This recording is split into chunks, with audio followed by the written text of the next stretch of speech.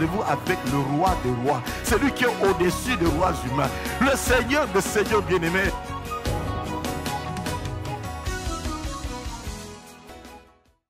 Amen, amen. Nous allons prier pour la parole de Dieu. Père, bénis maintenant ta parole, bénis maintenant ta parole, bénis maintenant ta parole. Cette parole que tu as déposée sur notre cœur, ô Dieu, juste avant que nous puissions commencer cette retraite. Éternel, je te prie que ton esprit accompagne cette parole dans le cœur de chacun. Comme disait quelqu'un du haut de cette chair, la parole de Dieu est un missionnaire qui atteint toujours ses objectifs. Laisse que ta parole atteigne ses objectifs dans le cœur de chacun ce matin au nom de Jésus-Christ. Nous avons ainsi prié. Et surtout que chacun mette en pratique cette parole alors que nous la partageons, Seigneur. Pour ta seule gloire, nous prions ainsi. Au nom de Jésus, Amen. Josué chapitre 5, versets 9 à 12. L'Éternel dit à Josué, aujourd'hui j'ai roulé de dessus vous l'opprobre de l'Égypte, et ce lieu fut appelé du nom de Gilgal jusqu'à ce jour. Les enfants d'Israël campèrent à Gilgal, ils célébrèrent la Pâque le 14e jour du mois, sur le soir dans la plaine de Jéricho. Ils mangèrent du blé du pays, soulignez cela bien-aimés. Ils mangèrent du blé du pays. Le lendemain de la Pâque, des pains sans levain et du grain rôti, ils en mangèrent ce même jour. La manne cessa le lendemain. Soulignez, la manne cessa le lendemain de la Pâque, quand ils mangèrent du blé du pays. Les enfants d'Israël n'eurent plus de manne, ils mangèrent des produits du pays de Canaan cette année-là, et nous disons Amen. Voici notre thème bien-aimé qui du reste introduit également le sujet de notre séminaire de 3 jours que nous aurons mercredi, jeudi et vendredi, selon notre bonne habitude de consacrer le premier week-end de la semaine à pouvoir faire un séminaire qui nous introduit dans le mois qui suit. En Canaan, prie et travaille pour ton abondance. Amen. Dans Canaan, prie et travaille pour ton abondance. Je pense que déjà tout le monde sait de quoi nous allons parler aujourd'hui, car ceci est capital. De l'Égypte à Canaan. C'est le thème qui a été développé pendant ces quelques jours passés. 400 ans d'esclavagisme en Égypte, suivi de 40 ans de pérégrination dans le désert. À part Josué et Caleb, bien-aimés, tous les natifs d'Égypte sont morts dans le désert. Et ce sont seulement les natifs du désert qui sont entrés en Canaan. Et ce n'est qu'un rappel pour ceux qui étaient là. Les natifs du désert plus Josué et Caleb. Rendez-vous compte de ces millions de gens qui ont quitté l'Égypte. Il y a seulement 2 qui ont pu traverser le désert et entrer. Même Moïse lui-même a laissé sa peau dans le désert à cause de la désobéissance. D'avoir eu à frapper 2 fois le rocher alors que Dieu lui avait dit « Parle au rocher ». Lui, il s'est dit, j'ai l'expérience, j'ai frappé la première fois, sûrement que si je frappe 2 fois, à coup sûr, il y aura de l'eau et encore beaucoup d'eau. Or, c'était de la désobéissance. Dieu n'agit pas toujours de la même façon, bien-aimé. Il peut te dire, parle, il peut te dire, impose la main, il peut dire, tends le bâton sur la mer, il peut te dire, lève les mains et il y a la victoire en bas. C'est pour cela que la marche avec Dieu est une marche dans la foi et l'obéissance. Et nous disons Amen. Crois et obéis pour que tu vois la main de Dieu davantage dans ta vie. Croire Dieu et obéir à Dieu. Exode chapitre 16, verset 35 nous dit que ils ont mangé la manne pendant 40 ans. Ils pouvaient s'en fatiguer, bien-aimés. Mais Dieu leur avait permis de supporter cela. Qui parmi nous peut manger, bien-aimé, le pondou du 1er jusqu'au 30 ans aux Amoulou Bango? Quel Les seules personnes du Kivu qui peuvent prendre le machanza, le fromage de vache du 1er janvier au 31 décembre, à un moment on s'en lasse. On veut changer un peu. Changer un peu de repas. Mais Dieu leur avait donné de supporter cela. C'est la Bible qui le dit pendant 40 ans. Jusqu'à leur entrée aux frontières de Canaan. Josué 5, comme on l'a lu, nous dit clairement que la manne cessa quand ils mangèrent du blé du pays. La manne cessa. Les enfants d'Israël n'eurent plus de la manne et mangeaient des produits du pays de Canaan cette année-là. Des produits du pays de Canaan. Pour la manne, ils n'ont pas travaillé. Ça leur parachutait. Pourquoi? Ils étaient en train de traverser le désert. Ils étaient des transitaires dans le désert. Le désert n'était pas leur destination. C'était un transit. Et personne ne peut, bien aimé, avoir une destination, arriver à un transit et s'installer. On dira qu'il n'a pas de vision. Il ne sait pas là où il va. Tu es en train d'aller aux États-Unis, tu as un transit en Belgique ou au Canada et puis tu te dis, mais je peux rester ici et tu descends, tu ne sais pas ce que tu veux dans la vie. Tu prends ton avion pour aller à Bukavu, tu arrives à Goma. Goma, c'est une belle ville comme ça. Et je ne veux plus à Bukavu, je reste ici. Tu ne sais pas ce que tu veux dans la vie. Une personne qui réfléchit, une personne qui a une vision, il garde le cap. Un transit, c'est un transit. Dans un transit, bien aimé, on ne peut même pas se nourrir comme si on est arrivé à destination. Il y a des choses que personnellement, je ne peux pas consommer pendant que je suis en transit. Mais quand on est à destination, c'est là qu'on dit, je vais maintenant vivre comme il faut la destination. Ils étaient en transit dans le désert. La manne leur avait été donnée par Dieu. Les cailles, Dieu avait donné. De l'eau, Dieu leur avait donné. Ils n'avaient pas besoin de creuser de puits, bien-aimés. Dieu leur avait donné de l'eau qui sortait du rocher. Mais ils arrivent maintenant, bien-aimés, là, à la porte de Canaan. Ils sont là maintenant à Gilgal. Ils ont à conquérir tout le pays. Pas seulement conquérir, mais travailler également dans le pays. Et nous disons Amen. Et je veux que chacun d'entre nous, surtout ceux qui ont été là dans la retraite, que chacun comprenne que de l'Égypte en Canaan, ne dites pas que voilà, je viens de sortir d'une retraite, maintenant tout va tomber, tout va parachuter. Attention! Cela veut dire tout simplement que Dieu te propulse dans le pays où coule le lait et le miel. Dieu te propulse dans ta destinée. Mais dans sa destinée, il faut travailler et nous disons Amen. Du reste, bien-aimé, le lait et le miel. Vous pensez que le miel se ramasse comme ça? Le miel, il faut travailler pour l'avoir. Il faut aller presser ces ruches d'abeilles. Il faut filtrer, c'est du travail à faire. Et du reste, il y a des risques quand tu vas aller prendre ces ruches d'abeilles. Il y a des risques que tu vas piquer, bien-aimé, par les abeilles et que tu meurs. Ça se travaille pour avoir le miel. Le miel n'allait pas couler, bien-aimé, comme la rosée tombe.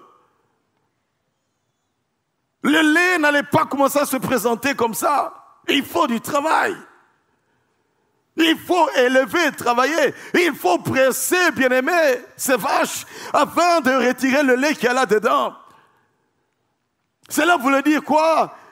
Prospérité, bénédiction, mais il faut travailler. Amen, amen. Dis à ton voisin, apprends à travailler dans la vie. En Canaan, prie et travaille, bien-aimé, pour ton abondance. Travaillez pour vivre. Travaillez pour avoir de l'abondance. Travaillez parce que le miel ne se ramasse pas. Le lait ne se ramasse pas. Ça ne parachute pas du ciel, non. Travaillez. Qu'est-ce que le travail? Ce n'est pas une corvée qu'on pense quelques personnes quelquefois. Je vais encore travailler. Il y a des gens comme ça. Quand il faut aller travailler, je veux dormir, je vais encore aller travailler. Non, bien-aimé. Ce n'est pas une corvée, le travail. ni un mal nécessaire. Pas du tout. Ni une punition. Non. Ni une malédiction, ni une servitude. C'était une servitude en Égypte. Mais en Canaan, ça va être un plaisir de travailler pour avoir de l'abondance. Amen, amen. Le sens du travail. Quel est le sens du travail? C'est un concept et une recommandation divine. C'est Dieu qui a institué le travail. C'est lui qui est le premier travailleur, qui nous a montré qu'il est travailleur en créant l'univers entier et tout ce qu'il y a dans ce monde. En 6 jours, il a travaillé. Il nous a montré l'exemple. Et même Jésus lui-même dira à un certain moment, mon Père travaille encore, moi aussi je travaille. N'est-ce pas que nous sommes créés à son image? Si nous sommes créés à l'image de Dieu, nous sommes appelés à travailler. On ne peut pas dire, je suis créé à l'image de Dieu, juste pour prier, juste pour voir les choses dans ce monde, bien-aimé. Image de Dieu veut dire faire des choses comme Dieu. Dieu travaille, toi aussi tu travailles, Dieu est saint, toi aussi tu es saint. Dieu a une vision, toi aussi tu dois avoir une vision. Mais là nous parlons du travail. Cela veut dire quoi? Quand tu ne travailles pas, tu déshonores Dieu, dont tu prétends porter son image. Que désorgueil, je ne peux pas faire ça. Il y a passé, j'ai vu quelquefois des gens dans cette église, ils démissionnent. Pourquoi? Le salaire n'est pas suffisant. On m'a fait beaucoup trop travailler pour recevoir des miettes. Bien aimé, mais qu'est-ce que tu veux? Tu penses que dans la vie, pour aller de l'avant, on prend un ascenseur pour l'élévation? Il n'y a pas de raccourci dans la vie pour réussir dans la vie. Dieu a institué le travail. Et c'est pour cela que même lorsque tu as un poste qu'on t'a donné, travaille à ce poste, sinon tu perdras ce poste-là. Et après tu diras, j'ai perdu mon travail, mais tu n'es qu'un paresseux. J'ai perdu mon travail, tu vis en retard. J'ai perdu mon travail, tu ne fais pas tes rapports au temps convenable. J'ai perdu mon travail, mais c'est ta faute, ce n'est pas la faute de Dieu. C'est par le travail que notre pays va se développer. Et pendant ces 3 jours qui viennent, bien-aimés, mercredi, jeudi, vendredi, on aura des enseignants qui vont nous parler du travail, de l'excellence du travail. C'est le travail qui fait avancer un pays. C'est pour cela, prions, bien-aimés, mais travaillons également. C'est facile de dire ce pays, ce pays, ce pays, ce pays. Qu'as-tu fait dans ce pays où Dieu peut dire que tu as réellement travaillé dans ce pays? Travailles-tu sérieusement là où on t'a placé? Ne te plains pas de ceux qui sont des paresseux. Ne te plains pas de ceux qui sont des profiteurs. Arrête de te plaindre de ceux-là qu'on a eu à pouvoir faire parachuter à certains postes. Toi, dis-toi, parce que je suis créé à l'image de Dieu, je dois démontrer que j'ai Dieu en moi. Je suis quelque part un petit Dieu. Alors, je dois démontrer que je travaille parce que mon Dieu travaille encore. Amen, amen. Le travail, le travail, le travail. Genèse 2, verset 15. Dieu donne à Adam et Ève de garder le jardin d'Éden. C'est la vie de le cultiver. La notion de la souffrance n'existait pas. Et ils ne pouvaient pas sentir la souffrance, bien aimé. La souffrance est venue après la chute. Parce que c'est en Genèse 3, verset 19, qu'il va être dit à la sueur de ton front que tu vas gagner ton pain. Mais on ne parlait pas de la sueur du front lorsque, bien aimé, la chute n'était pas encore là. Donc, de Genèse à Apocalypse, nous voyons que Dieu aime que son peuple travaille. Amen, amen. Travaille. Donne le meilleur de toi-même. Prie. Sois actif. D'une manière ou d'une autre, tôt ou tard, ça va payer, nous disons. Amen. Frères et sœurs, ne dormons pas sur nos lauriers. Travaillons. Tout en faisant ta politique, travaille. Travaillons. Dans ta propre entreprise, travaille. Il y a des patrons qui eux-mêmes vont dans leur entreprise à 14 heures, mais commencent à travailler tôt le matin. Parce que tu es patron, tu te balades, tu ne fais rien, tu prends des crédits, tu ne te vas pas pour rembourser des crédits. Et après, on commence à t'arracher des histoires. N'y en a-t-il pas des enfants de Dieu bien-aimés qui se bornent à ce genre de comportement? Quand on va dans les banques aujourd'hui, plein de maisons qui sont exposées à vendre. Pourquoi? Les gens ont pris de crédit. Ils n'ont pas pu se battre pour travailler afin de rembourser ces crédits. Et après, ils perdent des maisons pour lesquelles ils se sont battus. Et quelquefois des maisons pour lesquelles leurs épouses n'ont pas été avisées qu'on a hypothéqué la parcelle. Quelle catastrophe! Le travail est l'une des choses qui nous distingue de l'animal. Dites Amen. L'animal est un véritable jouisseur. L'oiseau du ciel ne sème ni ne moissonne. Mais il va simplement les glaner ce qu'il n'a pas fait. La vache est là juste pour brouter, mais il ne va jamais labourer. Cela veut dire quoi? L'homme a l'esprit de Dieu. L'homme a une intelligence divine qui lui dit que travaille, qu'on soit chrétien ou païen. Tout travail procurera de l'abondance. Amen. Frères et sœurs, toutes ces voitures que nous recevons, sont-ils tous des chrétiens dans ces pays-là? Non.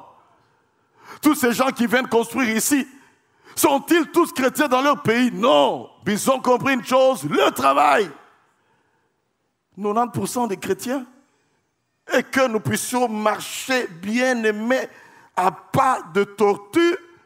Cela veut dire quoi? Nous aurons des comptes sérieux à rendre à Dieu. Nous les chrétiens, nous serons jugés plus sévèrement. Qu'avons-nous fait, bien-aimés? Même si on travaille et que certains sont en train de dilapider peut-être. Mais toi, travailles-tu véritablement? Et du reste, ce que tu gagnes découle réellement du travail ou pas du travail. Nous aurons des comptes à rendre à Dieu. Dieu dira, je vous ai donné un beau pays. Je vous ai donné un grand pays. Je vous ai donné de l'eau. Je vous ai tout donné. La terre fertile, des matières premières telles qu'aucun pays du monde n'en a comme vous. Mais pourquoi vous n'avez pas voulu travailler? Pour cela que j'aime encourager le peuple de Dieu à avoir des initiatives pour se mettre dans des projets, des initiatives pour créer des entreprises, des initiatives pour faire des grandes choses. Ayez des grandes visions, bien-aimés, enfants de Dieu. Où sont les banques dans ce pays qui ont été créées par des chrétiens? Où sont ces banques? Dis à ton voisin, fais quelque chose d'innovant dans ce pays. Quelquefois, on se bat pour le poste, pour des positionnements. On veut absolument avoir. Mais on ne veut pas travailler comme il faut. C'est bien beau les positionnements. Positionnement professionnel, positionnement politique. On crée des partis. Dans quel but? Quand je serai positionné, je serai moi aussi ministre. Si tu veux créer un parti juste pour devenir ministre et pas pour travailler comme il faut dans ce pays, tu n'iras pas loin.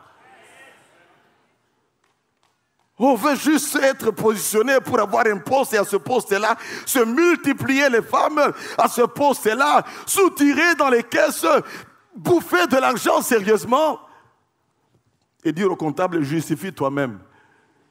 Combien de comptables ne sont-ils pas dans des prisons parce qu'on leur a dit, justifie toi-même, puis il s'est fait coincer.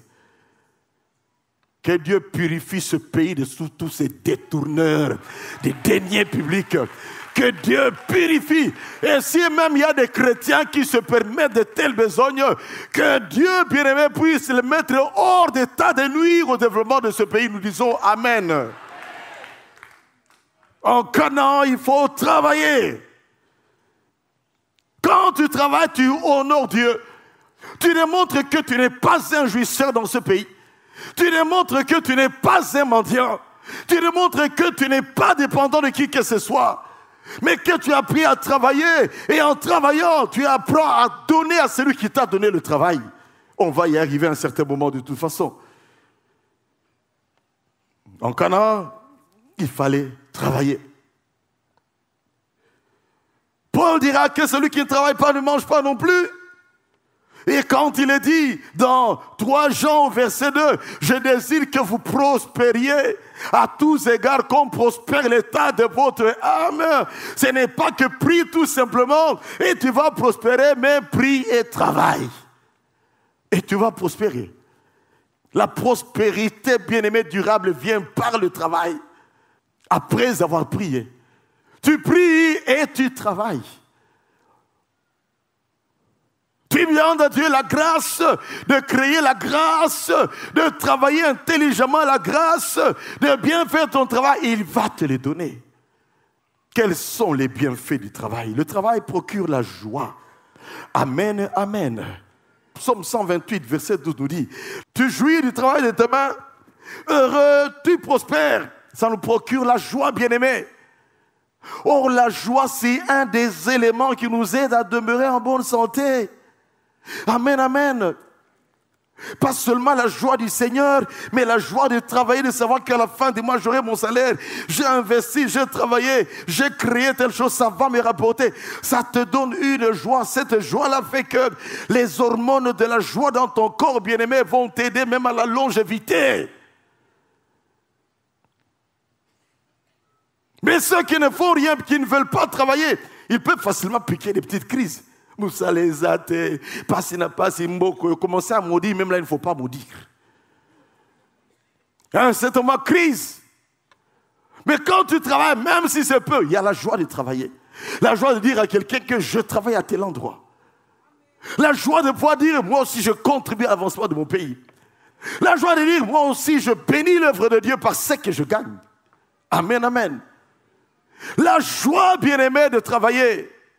Il y a une joie que Dieu donne. Nous reflétons Dieu, nous honorons Dieu, mais il y a une joie également que le Seigneur nous communique. Un des secrets capitaux du bien-être, c'est la joie. Car la tristesse, bien-aimée, fait même en sorte que nos corps développent des toxines qui peuvent créer en nous ce qu'on appelle des maladies psychosomatiques dues aux soucis. Dysfonctionnement dans notre organisme. Puis on a des problèmes gastriques, puis on a des maux de tête. Et pour ceux qui sont très sensibles, ça peut être des éruptions cutanées. Pour d'autres encore, ça peut être tout un tas de choses qui se développent.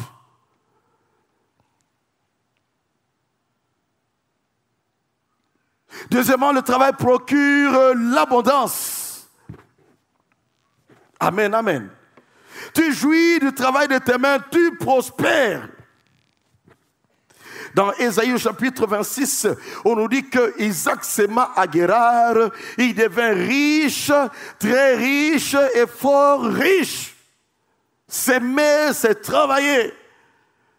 Mais avant de s'aimer, il faut labourer. Après avoir labouré, il faut hercer.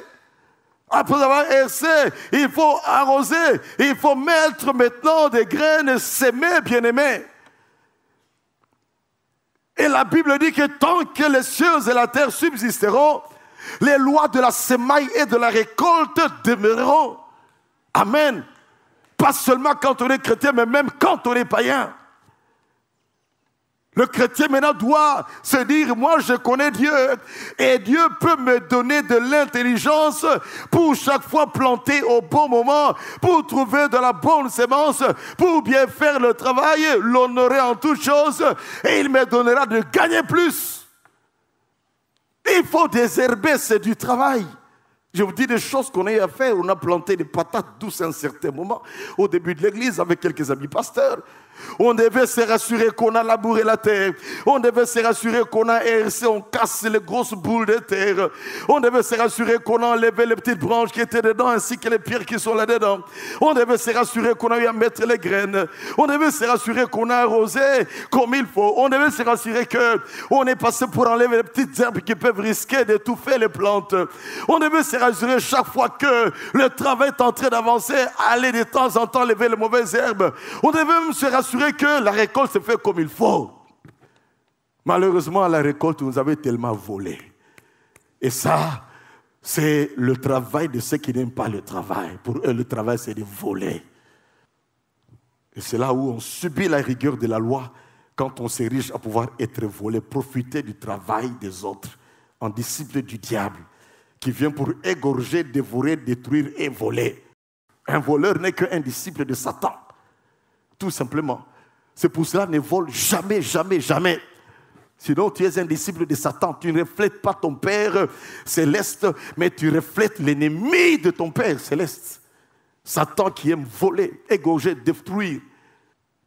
Le travail procure l'abondance. Parce que par le travail, on a un revenu, on a un salaire, il y a une récolte.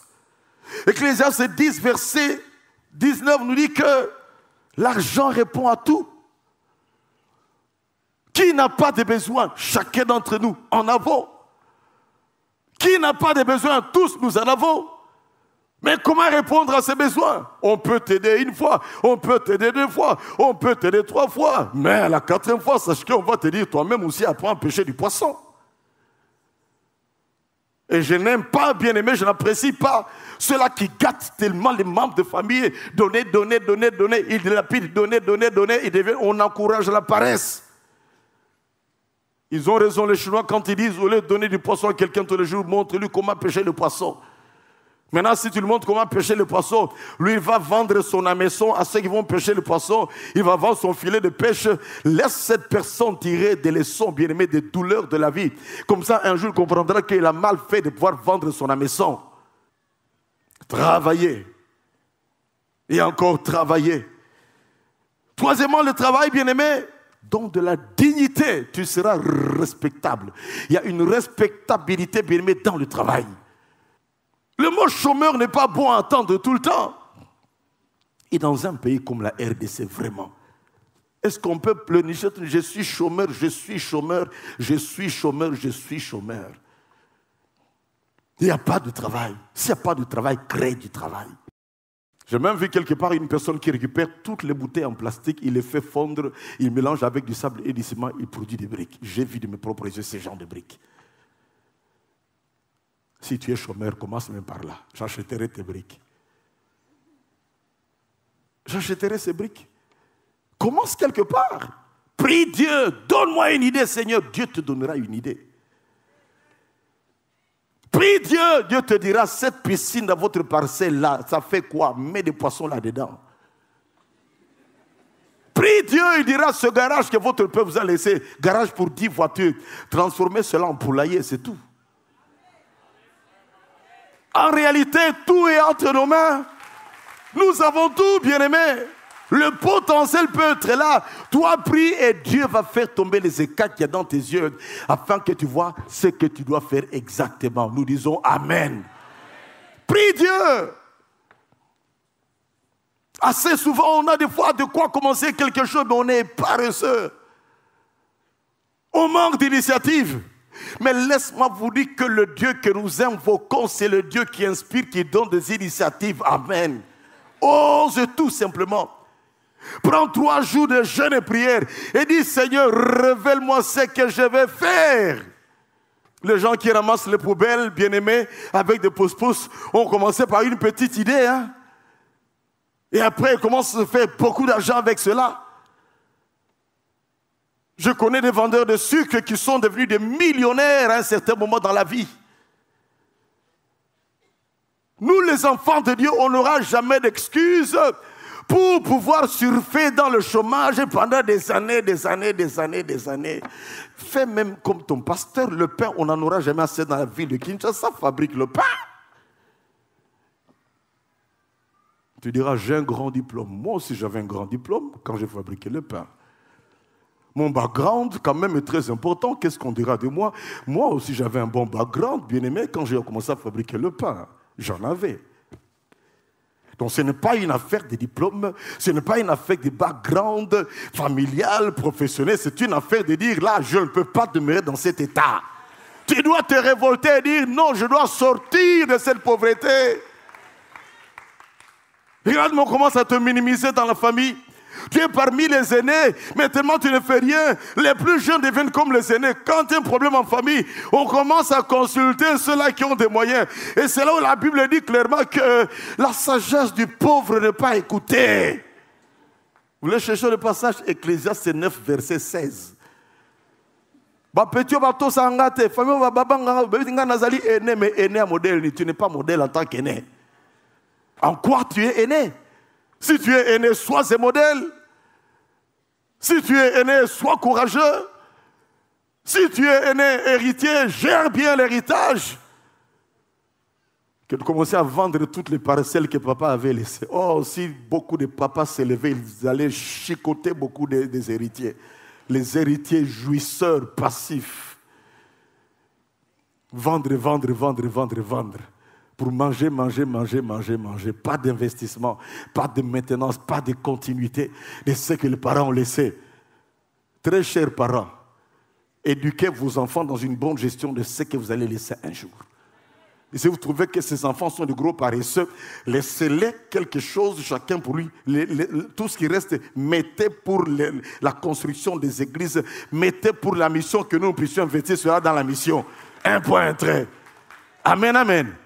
Et si vous ne le faites pas, si vous ne les avez pas instruits, pour savoir bien gérer ce qui est resté et savoir donner à Dieu, ils perdront tout un jour.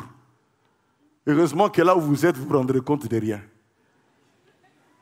Que ce soit au ciel ou en enfer, tu ne te rendras compte de rien parce que ce qui est resté, c'est terminé. Et tu n'auras pas de questions à leur poser. Qu'est-ce que vous avez fait de tout ce que je vous laissais? C'est pour cela, bien-aimé, la sagesse, c'est de dire, pendant que nous sommes vivants, soyons des modèles. Des modèles pour travailler, des modèles pour la gestion. Inculquons cela à nos enfants. Pourquoi seulement à l'extérieur, on peut voir, bien-aimé, le monsieur Dassault ici qui vient de décéder en France, puisque j'ai travaillé dans le domaine, je sais que c'est quelqu'un qui était un aviateur, il a fabriqué des avions, des avions, des avions. Il a créé toute une société qui est aujourd'hui, bien aimée, à la disposition de tous les pays, même des avions de chasse, il en a fait. Quand on dit Rolls-Royce, ce n'est pas celui qui a créé Rolls-Royce qui est là aujourd'hui. C'est sûrement les enfants, des enfants, des enfants, des enfants qui sont en train de faire ces choses. Travaillons, créons, développons l'esprit de continuité. Amen, amen. Le travail, bien-aimé, procure la dignité. Le travail procure également de l'autonomie. De sorte que tu n'es pas dépendant d'eux. N'est-ce pas qu'on est humilié quand on se retrouve tout le temps logé quelque part? N'est-ce pas qu'on se sent quelque part touché dans son amour propre? Quand on doit arriver et on doit attendre à ce qu'on te dise, c'est bon, viens à table maintenant avec nous. Parce que tu ne peux pas te dire, je vais dans mon frigo pour aller prendre ce que je veux. Non. Après ça, que l'autre côté, quand tu as le frigo, tu as le bosso. Il ne donne jamais rien, mais réclamer à manger. On réclame là où on a donné. Là où on a travaillé, là où on a gagné. Il y a de ceux qui réclament. Même là, ils ne donnent absolument rien. Mais tu n'es pas autonome, tu dois être mal à l'aise d'être un peu autonome dans la vie. Bats-toi. En Canaan, il faut travailler, bien-aimé. Le lait et le miel, c'est du travail pour les extraire. Sixièmement, c'est là que je vais terminer. Le travail, bien-aimé, nous aide à être une bénédiction pour Dieu, parce que je peux apporter la dîme, une bénédiction pour Dieu, parce que je peux apporter une offrande, une bénédiction pour l'œuvre de Dieu, parce que je peux apporter ma contribution pour la mission, ma contribution pour faire avancer le travail de Dieu. Le travail fait de nous également une bénédiction. Comment? Parce que je peux apporter également l'impôt là où je dois payer l'impôt. La taxe là où je dois payer la taxe. Tu sais, mon frère, ma soeur, quelles que soient les raisons que tu peux élever ici, si tu ne payes pas tes impôts, si tu ne payes pas tes taxes, tu es un mauvais patriote. Mauvais patriote. Baliaka mbongo, baliaka mbongo. Ba peso yo gérer ango. Qu'on te donne à toi de gérer. Tika balia o baliak. Mais lingala on dit biliaki yo bikoki. Bikokaler mokobo. On en a vu qui ont mangé, qui ont mal fini marchant à pied dans cette ville. On en a vu qui ont mal fini, bien aimé, qui maintenant dépendant des services sociaux en Europe. On en a vu qui ont mal géré, qui ont mangé. Tika balia. Dieu dit, à moi la vengeance, à moi la rétribution. Toi, paye tes taxes. En posant même la question à Jésus, est-il permis de payer l'impôt à César? Luc chapitre 20, verset 25. Qu'y a-t-il sur la pièce de monnaie que vous avez? Une effigie. Qu'est-ce qu'il y a sur cette effigie? L'effigie de César. Et Jésus a dit, donnez à César ce qui est à César. et à Dieu ce qui est à Dieu. César demande quoi? L'impôt. Paye ton impôt. Sinon, ça te rattrapera un jour. Ne dis pas, ici on perd le contrôle, on peut ne pas payer et ça marchera toujours. On va te rattraper un jour. J'ai payé mes taxes foncières et j'ai eu un rappel il y a 3 jours que voilà, tu as oublié de payer les taxes foncières pour l'année 2017, je pense, ou 2016. Je suis en retard d'une année seulement pour mes taxes foncières. Cela veut dire quoi? La technologie se développe. Tu ne vas pas y échapper, d'une manière ou d'une autre. On mettra la main sur toi à un certain moment. Dis à ton voisin, paye tes taxes et tes impôts. Un vrai chrétien doit savoir payer ses taxes et ses impôts. Même les taxes de circulation routière. Au lieu de corrompre les policiers tout le temps. Glisser des 1000 francs, des 5000 francs, etc. Paye tes taxes, tu seras à l'aise et on te respectera. On saura que lui, quand il passe, il est toujours en règle. Amen, amen. Paye tes IPR. N'aie pas de carnet double où il y a le vrai pour toi-même et le faux pour l'État. Non, bien-aimé. Le vrai chrétien doit être un vrai patriote. Dis à ton voisin, un vrai chrétien doit être un vrai patriote. Et cela à tous les niveaux possibles. Et c'est une joie de savoir qu'on contribue. Les détourneurs, tika, Dieu s'occupera d'eux. Au moins toi, tu as une conscience calme. Et la Bible dit, gardons la foi et une bonne conscience. Tout le temps dans la Bible. La foi et une bonne conscience. Quand je sais que j'aurai une mauvaise conscience, je vais dire à Dieu, Dieu, non, tu vois, dans ce pays-là, là-bas, dans cette commune-là, les taxes, là, quand on paye, on a appris que tel s'est tapé ceci, cela, c'est avec notre argent. Qui te dit que c'est avec ton argent d'abord? Tu peux vérifier cela ou démontrer cela. La Bible dit, à moi la vengeance, à moi la rétribution. Le travail, bien-aimé, fait de lui une bénédiction pour nos parents également. Honore ton père et ta mère, je n'ai jamais cessé de le dire. Honore ton père et ta mère, afin que tu sois heureux et que tu vives longtemps sur la terre. Honores-tu toujours ton père et ta mère? Il y a des gens qui disent, non, mon père, ils ont tellement beaucoup, ils sont tellement comblés, ils ont des maisons, ils ont des voitures, je vais leur donner quoi? Si vous saviez comment un parent peut être content de recevoir ne fût-ce qu'un parfum que son enfant lui donne.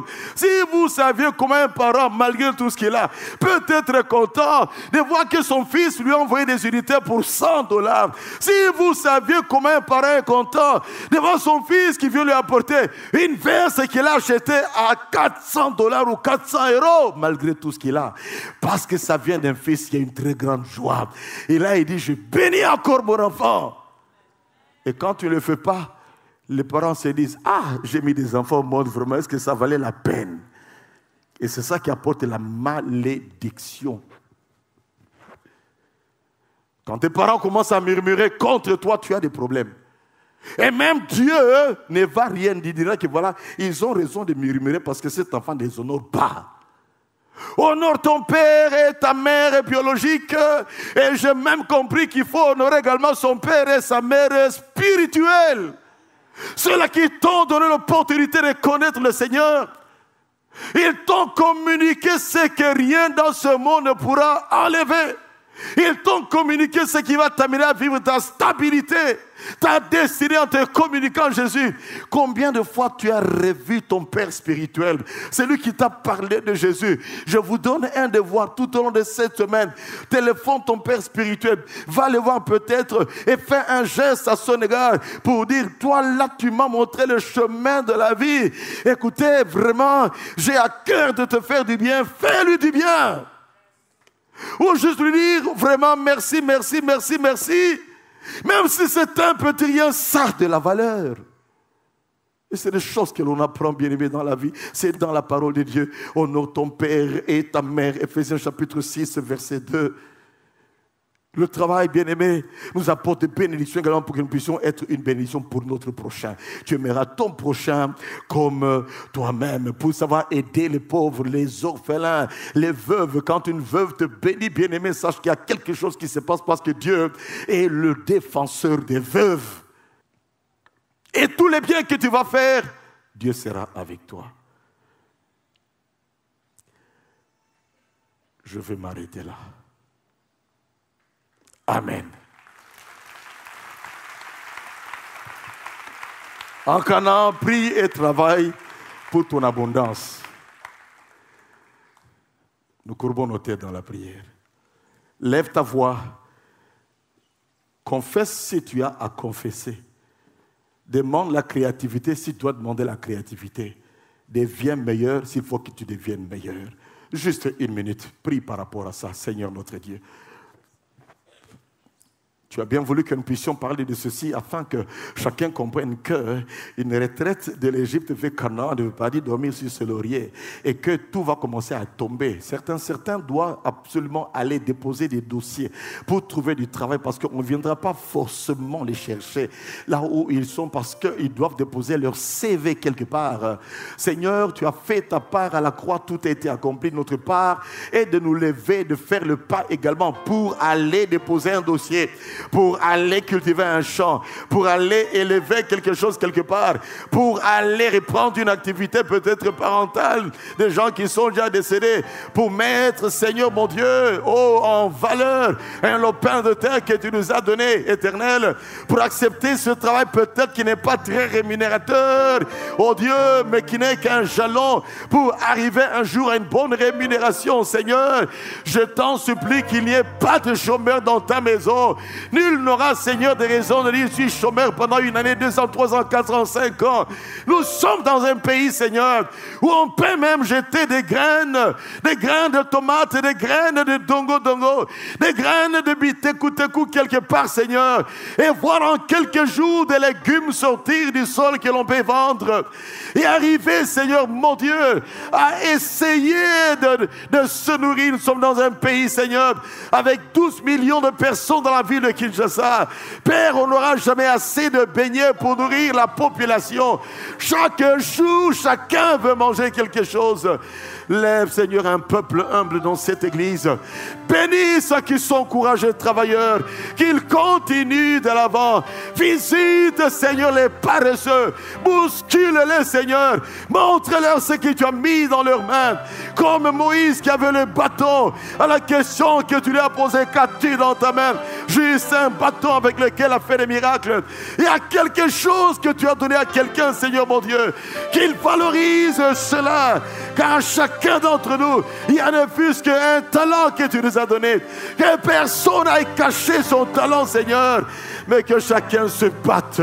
Je te prie, Seigneur notre Dieu, de nous aider à créer, Seigneur, une synergie dans cette église où chacun pourra savoir ce que l'autre est en train de faire et que l'argent circule 12 fois au milieu de nous avant de sortir dehors comme font, Seigneur, le peuple juif.